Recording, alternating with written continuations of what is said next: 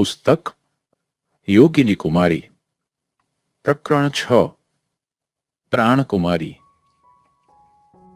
મને મળવા આવનાર લગભગ 45 વર્ષની એક વિધવા સ્ત્રી હતી, જેનું નામ પ્રાણકૌર હતું, પરંતુ કેળવણી લીધેલા વર્ગના અધિક પરિચયથી પ્રાણકૌર નામ તેને અશુદ્ધ લાગવાથી તેણે થોડા સમયથી પ્રાણકુમારી એ નામથી પોતાને સર્વત્ર ઓળખાવતી હતી. તેની 30 વર્ષની વયે તેનો પતિ 12 વર્ષની એક કન્યા મૂકીને મરી ગયો હતો.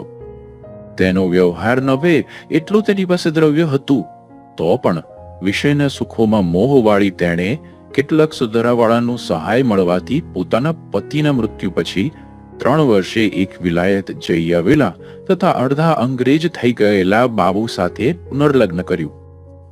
આ બાબુના સહવાસથી પ્રાણકુમારીના આચાર વિચાર અંગ્રેજ જેવા થઈ ગયા હતા. તેનો પોશાક લગભગ અંગ્રેજ સ્ત્રીને મળતો હતો. તેના શરીરનો વર્ણ ગૌર હોવાથી દૂરથી જોનારને તે અંગ્રેજ સ્ત્રી હશે તેમ ઘણી ભ્રાંતિ થતી હતી. પુનર્લગ્ન કરવા પૂર્વે તેની કન્યાનું લગ્ન ન થઈ ગયું હોત તો તેને પણ કોઈ અન્ય જાતિના પુરુષ સાથે લગ્ન કરવું પડત, પરંતુ લલિના કુમારીના સૌભાગ્યે તેના પિતાની હયાતીમાં તેના લગ્ન થઈ ગયા હતા. પુનર્લગ્નને પૂરા 6 માસ વીત્યા ન હતા એટલામાં દુર્દેવે પ્રાણકુમારીના બાબુ પતિને એપોલેપ્સીનો વ્યાધિ થયો અને 5 કલાકમાં તો તેનો પ્રાણ શરીરમાંથી નીકળી ગયો. બાબુની લગભગ 40,000ની સંપત્તિ પ્રાણકુમારીને મળી અને તેના પૂર્વના પતિની 10,000ની મિલકત પણ તેને જ મળેલી હોવાથી આજે પ્રાણકુમારી અમારા નગરમાં એક ધનાઢ્ય સ્ત્રી લેખાતી. પાશ્ચાત્ય વિચારના રંગથી રંગાયેલી પ્રાણકુમારી પુનઃ વિધવા થયા પછી શાંત બેસી રહી નહીં. તેના વિચાર સુધરેલા હોવાથી પ્રત્યેક સુધારાની સભામાં તે જવા લાગી અને આગળ પડીને બોલવા લાગી. તેનામાં લાંબી વિદ્વતા ન હતી, પરંતુ એક સૌંદર્યવાળી સ્ત્રી અને તેમાં પણ વિધવાને પુરુષોની સભામાં નિશંકપણે બોલતી જોઈ સુધારાવાળાઓ તેના ઉપર ફિદા થઈ ગયા હતા. અમારા નગરના ત્રિપુરારી શંકર મામલતદાર સુધારાના કાર્યમાં બહુ જ આગળ પડતો ભાગ લેતા હતા. વિધવાઓના દુઃખની તેમના અંતઃકરણમાં ખરેખરી લાગણી હતી અને તેથી તેમણે પોતાની કારકિર્દીમાં વિધવાવાળાઓના સીધી તથા આડકતરી રીતે 8-10 લગ્ન કરાવ્યા હતા. પ્રાણકુમારીના સુધારાના વિચારોથી ત્રિપુરારી શંકર અત્યંત પ્રસન્ન થઈ ગયા હતા. પ્રત્યેક સભામાં પ્રાણકુમારીને તેઓ પોતાની ગાડીમાં બેસાડીને ખાસ તેડી લાવતા અને પ્રસંગોપાત સભામાં તેઓ તેમના બહુ વખાણ કરતા. તેઓ ઘણીવાર કહેતા કે મૂર્ખ લોકો અણસમજથી બહુચરાજી, અંબાજી તથા કાલિકાને પૂજે છે, પરંતુ વસ્તુતઃ પ્રાણકુમારી એ જ સાચી દેવી છે અને પથરાના પુતળાને પૂજવા કરતા માણસ જાતનું ખરું હિત કરનારી, વહેમને તોડનારી અને સુધારાનો ડંકો હાથમાં પકડી અજ્ઞાનના રણમાં યાહોમ કરીને જંપલાવનારી મહાશુરત્વવાળી સાચી દેવી આ પ્રાણકુમારીની જ સર્વે પૂજા કરવી જોઈએ. મારા સાંભળવામાં આવ્યું હતું કે એક પ્રસંગે પ્રાણકુમારીએ એક મોટી સભામાં વિધવા વિવાહનું ભાષણ કર્યું. એ ભાષણ તેને કોઈ પુરુષે લખી આપ્યું હતું એમ કહેવાય છે. પ્રમુખ સ્થાને ત્રિપુરારી શંકર બિરાજ્યા હતા. એ ભાષણમાં વિધવાઓના દુઃખો હૃદયવિદક રીતે વર્ણવવામાં આવ્યા હતા.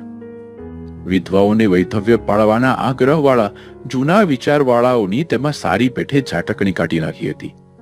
કોઈ ઋષિને ગધેડો તો કોઈને કૂતરો, કોઈને તુમડો તો કોઈને ભઠ્ઠો, કોઈને મૂર્ખ તો કોઈને પેટબરો, કોઈને રાક્ષસ તો કોઈને નરપિશાચ, એવા અસંખ્ય ઉપનામોથી પૂર્વના બ્રાહ્મણોને અલંકૃત કરવામાં ન્યૂનતા રાખી ન હતી. પ્રાણકુમારીના અસાધારણ વક્તૃત્વથી 2 મિનિટે ત્રિપુરારી શંકર ઊંચા હાથ કરી તાળીઓ પાડતા અને પડાવતા. વ્યાખ્યાનના અંતમાં પ્રાણકુમારીએ સુધારાવાળાઓને એવું ચેલેન્જ કર્યું હતું કે હું પોતે પુનઃ લગ્ન કરી વિધવા વિવાહનો માર્ગ સરળ કરી આપવા તૈયાર છું. છે કોઈ માયનો ભૂત કે મારી સાથે લગ્ન કરવા તૈયાર થાય? મારા સાંભળવા પ્રમાણે પ્રાણકુમારીના વ્યાખ્યાનથી તે દિવસે ત્રિપુરારી શંકરને રોમ હર્ષ થઈ ગયો. 50 વર્ષ થયા છતાં પણ તેમના નિસ્તેજ નેત્ર ચમકવા લાગ્યા. તેમનું મુખ પ્રસન્નતાથી પ્રકાશવા લાગ્યું. એવું કહેવાય છે કે તે દિવસે તેમણે ઊભા થઈ પ્રમુખ પદેથી જેવું વ્યાખ્યાન કર્યું હતું તેવું તેમણે તેમના જીવનમાં ક્યારેય કર્યું ન હતું. પ્રાણકુમારીના વ્યાખ્યાનમાં રહેલા ઊંડા ગંભીર અર્થવાળા વાક્યનું મનન કરવા તેમણે શ્રોતાઓને પુનઃ ભાર દઈને કહ્યું હતું. પ્રાણકુમારીનું ચેલેન્જ કોઈએ તે વખતે ન સ્વીકારવાને માટે તેમણે સુધારાવાળાઓને બાયલા, ફાતડા, હિજડા વગેરે શબ્દો કહેવામાં પણ કચાશ રાખી ન હતી. વિધવાની વહારે ન ચડવા માટે તેમણે શ્રોતાઓને તમે ચૂડીઓ પહેરી છે, તમે ચણિયા પહેર્યા છે, તમારે મૂછો નથી પણ બકરાના પૂંછડા છે વગેરે અનેક મર્મવેધક વાક્યો કહ્યા અને અંતમાં કહ્યું કે પ્રાણકુમારીના આ કલ્યાણકાર માર્ગણીને હું જાતે આદરથી વધાવી લેત, પણ નિરુપાય છું, કારણ કે મારી સ્ત્રી હજી હયાત છે અને એક સ્ત્રી જીવતી છતાં બીજી વાર લગ્ન કરવું એ સુધારના નિયમથી કેવળ વિરુદ્ધ છે. એ નરકે લઈ જનાર છે. એવું કહેવાય છે કે ત્રિપુરારી શંકરના આ છેલ્લા વાક્યના પડઘા વ્યાખ્યાનમાં સભા મંડપમાં વાગતા બંધ થયા ન હતા એટલામાં તો તેમના એક સિપાહીએ દોડતા આવી તેમના હાથમાં એક તાર મૂક્યો. આ તાર કોનો છે, શા સંબંધી છે એ જાણવા શ્રોતા મંડળ આતુર થઈ ગયું. તેઓ ઊંચો કંઠ કરી નેત્રને તાણીને ત્રિપુરારી શંકરને જોવા લાગ્યા. તારના સમાચારનું સ્વરૂપ કેવું છે તેનું અનુમાન બાંધવા કોઈ બુદ્ધિવાન મનુષ્યો પ્રમુખના મુખના તથા નેત્રના હાવભાવનું બારીકીથી અવલોકન કરવા લાગ્યા. ત્રિપુરારી શંકરે ધ્રુજતે હાથે તારનું પરબીડિયું ફોડ્યું અને તારના કાગળને ઉકેલી પોતાના નેત્રોથી દોઢ હાથ છેટે રાખીને વાંચ્યો. તત્કાળ તેમના મુખનો ભાવ ફરી ગયો. પ્રસન્નતાને સ્થાને શોકાવેશની છાયા મુખ ઉપર ફરી વળી. શોકના આવેગમાં પોતે ક્યાં કઈ સ્થિતિમાં છે, શું કરતા હતા તેનું ભાન પણ જતું રહ્યું અને અન્ય મનુષ્યોના શ્રવણે પડે તેમ અકસ્માતે ભૂલી જવાયું. What? My wife suddenly died of cholera? એટલે કે મારી સ્ત્રી કોલેરાથી અકસ્માત ગુજરી ગઈ? એક દ્રષ્ટિએ જોઈ રહેલા તથા કાન માંડીને સાંભળી રહેલા શ્રોતા વર્ગમાંથી ઘણાને કરણે આ વાક્ય પડ્યું અને ક્ષણવારમાં તો વીજળીના પેટે તે ચિક્કાર ભરાયેલા વ્યાખ્યાન ગૃહમાં સર્વને ખબર પડી ગઈ કે મામલતદાર સાહેબના પત્ની કોલેરાના વ્યાધિથી અકસ્માતે ગુજરી ગયા છે. વ્યાખ્યાન ગૃહમાં કોલાહલ થઈ ગયો. અત્યાર સુધી શાંતપણે મૂંગે મોંડે બેસી રહેલા રમણનાથ શાસ્ત્રી, હરગોવિંદ પુરાણી, મનસુખરામ જોશી, બચમ્બટ દાદા, વૈજનાથ ધનપાઠી વગેરે જૂના વિચારના બ્રાહ્મણો હવે ખળભળી ઉઠ્યા. રાવ સાહેબના પૂર્વોક્ત મર્મવેધક વાક્યોથી ખળભળી ઉઠેલા તથા રાવ સાહેબને રાજી રાખવા માટે સુધારાના પક્ષમાં દાખલ થયેલા કેટલાક લોકો પણ વિવિધ મર્મવચનો ઉચ્ચારવા લાગ્યા. કોઈ કહેવા લાગ્યા કે અમે તો છૂડીઓ પહેરી છે, પણ રાવ સાહેબ હવે શું કરે છે તે જોઈએ. કોઈ પોતાના સાથીને કહેવા લાગ્યા કે અલ્યા, પ્રાણકુમારીનું ચેલેન્જ ઉભો થઈને ચટ સ્વીકારી લે, નહીં તો રાવ સાહેબ હવે સ્વીકારી લેશે તો તારું હિજડા પણ મરતા સુધી નહીં મટે. આ પ્રકારના વિવિધ માર્મિક વાક્યો જેને જેમ ભાવે તેમ બોલવા લાગ્યા. એટલામાં આત્મારામ નામનો સુધારાનો વિરોધી એક યુવાન ઉભો થયો અને બોલ્યો, ગૃહસ્થો, રાવ સાહેબના પતિનો દેહ પડ્યો તેથી ખરેખર આપણે અત્યંત દિલગીર છીએ, પણ આજે સુતારાનો કીર્તિધ્વજ દસે દિશાએ ફરકવાનો જે રૂડો પ્રસંગ ઈશ્વરે આપણને મોટી કૃપા કરીને આપ્યો છે, તેથી આપણે તે મહાન પિતાના અત્યંત આભારી છીએ. ઈશ્વર દુઃખમાંથી પણ સુખના અણધાર્યા પ્રસંગો આપે છે એવું જે ભાષણ આપણે વૃદ્ધોના મુખેથી સાંભળીએ છીએ તે આજે આપણે અનુભવ સિદ્ધ કર્યું છે. રાવ સાહેબના પત્નીનો દેહ પડવાથી રાવ સાહેબ અને પ્રાણકુમારીના પુનઃલગ્ન થશે એ ઓછા આનંદની વાત નથી. આ લગ્નથી સુધારાના પક્ષમાં પાયામાં સીસાનો રસ રેડાશે અને તેથી ભવિષ્યની પ્રજાનો વિધવા વિવાહમાં રહેતો વહેમ તૂટી જશે. જૂના વિચારના મનુષ્યોએ આત્મારામના આ વચનો ઉપર પુષ્કળ તાળીઓ પાડી અને તે બંધતા ઉમાકાંત નામના એક મનુષ્યએ કહ્યું કે હું આત્મારામભાઈના વિચારને સર્વાંશે ટેકો આપું છું અને ઈચ્છું છું કે થોડી ક્ષણો પૂર્વે કરેલી પ્રતિજ્ઞા પ્રમાણે હવે રાવ સાહેબ આ અનાથ અને દુઃખના ઊંડા મહાસાગરમાં ડૂબકા ખાતા પ્રાણકુમારીબાઈનો પાણી ગ્રહણ કરી સુધારાનો અને પોતાનો અચલ કીર્તિ સ્તંભ રોપવામાં પાછી પાણી કરશે નહીં. ત્રિપુરારી શંકર બોલવા ઉભા થયા, પણ તેમનો સ્વર કંઠમાં તેડો થઈ રહ્યો. તેમના એક મિત્રએ પ્રસંગનો વિચાર કરી સભા બરખાસ્ત કરી હતી. પાછળથી 2-3 માસ વહી ગયા છતાં પ્રાણકુમારી સાથે રાવ સાહેબે પુનર્વિવાહ કર્યો નહીં, ત્યારે પ્રસિદ્ધ આર્યવત્સલ વગેરે ઘણા પત્રોમાં રાવ સાહેબ હજી કેમ પુનર્લગ્ન નથી કરતા તે વિશે અનેક ચર્ચાપત્રો છપાયા, પણ રાવ સાહેબે તેનો કશો ઉત્તર ન આપ્યો. ટૂંકમાં એ જ કે પ્રાણકુમારી હજી વિધવા જ હતી. લોકોના મુખેથી સાંભળેલી પ્રાણકુમારીની આ હકીકત વાંચનાર અને તેનું સ્વરૂપ બરાબર સમજાય તે અર્થે નિરૂપાએ જરા વિસ્તારથી મારે કહેવી પડી છે.